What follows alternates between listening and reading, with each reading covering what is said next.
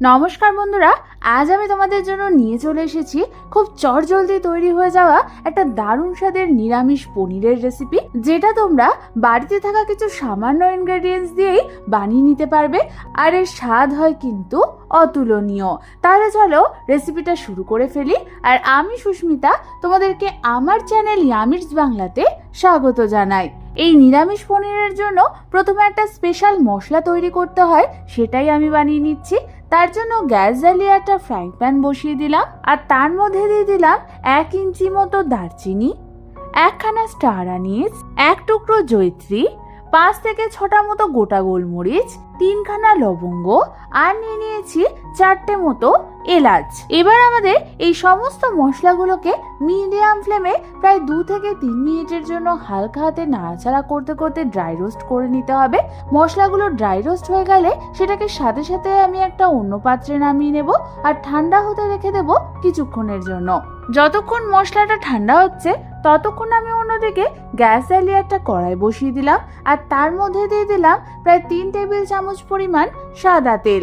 তেলটা হালকা গরম হলে আমি ওর মধ্যে দিয়ে দেবো প্রায় 10 থেকে 12টা মতো কাজু বাদাম। এবার আমাদের এই কাজু বাদামগুলোকে মিডিয়াম ফ্লেমে প্রায় 2 থেকে 3 মিনিটের জন্য হালকা ব্রাউন করে ভেজে নিতে হবে। 2 থেকে 3 মিনিট পর যখন কাজু বাদামগুলোর কালার হালকা চেঞ্জ হয়ে যাবে, তখন আমি এটাকে তেল থেকে তুলে একটা অন্য পাত্রে নামিয়ে নেব। এবার অন্যদিকে যে মশলাগুলো ঠান্ডা হতে রেখে দিয়েছিলাম, সেটাকে এবার একটা মিক্সার গ্রাইন্ডার জারের মধ্যে ট্রান্সফার করে দেব।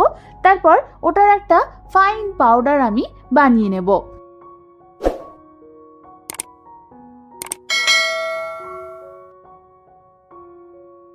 তোমরা দেখো আমাদের সেই স্পেশাল মশলাটা কিন্তু একদম রেডি হয়ে গেছে। এবার এই মশলার গুঁড়োর মধ্যে আমি দিয়ে দেব ভেজে রাখা কাজু বাদামগুলোকে, আর দিয়ে দেব কিছুটা পরিমাণ জল। এবার কাজু বাদামের সাথে এই মশলাটাকে ভালো মতো ব্লেন্ড করে নিয়ে আমাদের এটার একটা স্মুথ পেস্ট বানিয়ে নিতে হবে। তোমরা দেখো আমাদের মশলা আর কাজু বাদামের স্মুথ পেস্ট কিন্তু একদম রেডি হয়ে গেছে। এবার এটাকে সরিয়ে রেখে অন্যদিকে ওই কাজু বাদাম ভাজা তেলের মধ্যেই আমি দিয়ে দেব 250 গ্রাম মতো এরকম মিডিয়াম সাইজ করে কাটা পনিরগুলোকে তেলে দেওয়ার পর আমাদের এই পনিরগুলোকে মিডিয়াম ফ্লেমে হালকা গোল্ডেন ব্রাউন করে 2 সাইডে ভালো করে ভেজে নিতে হবে। পনিরের এক সাইডটা গোল্ডেন ব্রাউন করে ভাজা হয়ে গেলে এইগুলোকে আমি অন্যদিকে উল্টে দেব, তারপর ওই দিকটাও ভালো করে ভেজে নেব। বেশ কিছুক্ষণ পর পনিরটা যখন 2 দিকেই ভালো মতো ভাজা হয়ে যাবে, তখন আমি এটাকে তেল থেকে তুলে একটা অন্য পাত্রে নামিয়ে নেব।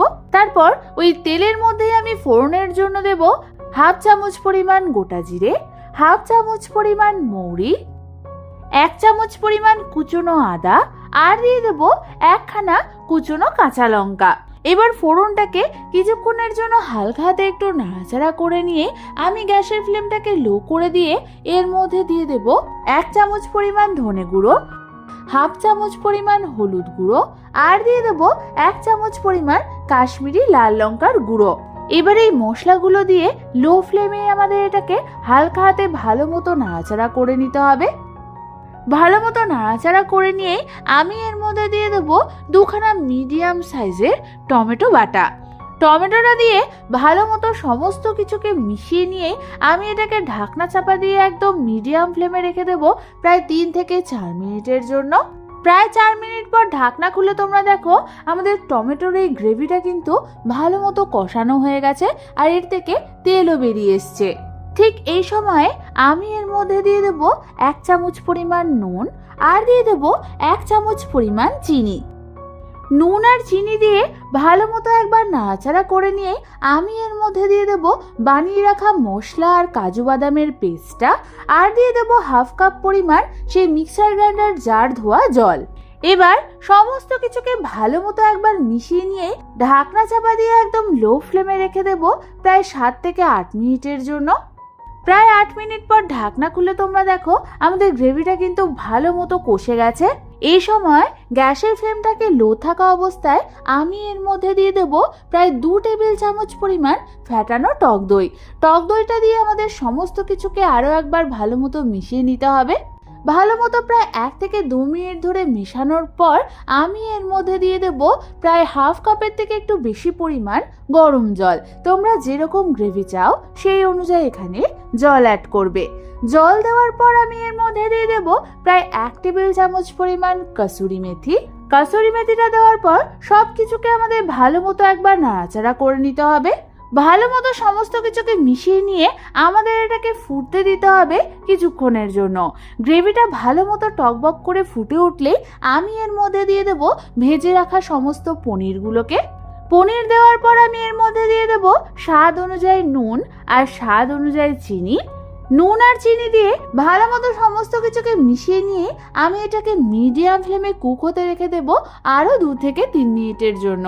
2 থেকে 3 মিনিট পর আমাদের গ্রেভির কনসিস্টেন্সিটা ঠিক এরকম চলে আসলেই তৈরি হয়ে যাবে আমাদের দারুণ স্বাদের সম্পূর্ণ নিরামিষ পদ্ধতিতে তৈরি পনিরের এই রেসিপিটা। ব্যাস, এবার শুধু গরম গরম সার্ভ করার অপেক্ষা। তাহলে তোমাদের যে কোনো নিরামিষ দিনে এই রেসিপিটা অবশ্যই একবার ট্রাই করে দেখো। আশা করি তোমাদের খুবই ভালো লাগবে। রেসিপিটা ভালো লেগে থাকলে একটা লাইক অবশ্যই করে দিও। আর এরকম দারুণ দারুণ রেসিপি আরও আমার কাছ থেকে পেতে হলে আমার চ্যানেলটাকে সাবস্ক্রাইব করতে কিন্তু একদম ভুলো না। আজ তাহলে পর্যন্তই, আমি আবার চলে আসবো তোমাদের কাছে নতুন কোনো রেসিপি নিয়ে।